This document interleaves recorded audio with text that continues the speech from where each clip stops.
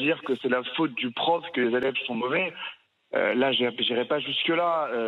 On a parfois des cas, moi je le vois dans le supérieur, et des cas en première et en terminale, pour des profs de maths, des profs d'histoire, des profs de physique, d'élèves qui ne savent littéralement pas écrire.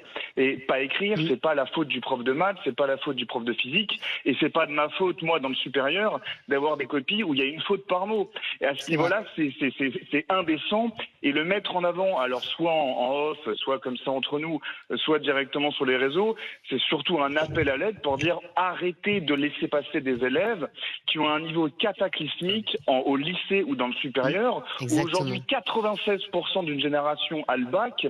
On donne le bac à tout le monde, y compris à des gens qui ne savent pas écrire. Vous parlez tout à l'heure de circulaire. Moi, je peux vous parler d'une circulaire qui est passée pour le brevet, pour la correction du brevet.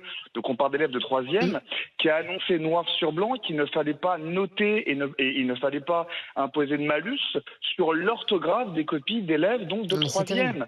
On n'est plus en train de mettre en avant un point important sur l'orthographe, la conjugaison et la grammaire. Et donc oui, là on en parle, on se moque, c'est indécent ou pas peut-être, mais Estelle, vous l'avez rappelé, au niveau orthographique, on dégringole littéralement. Le classement PISA, il est catastrophique, donc il faut aussi s'insurger contre ça, et que les profs le fassent, bah oui, c'est une alerte.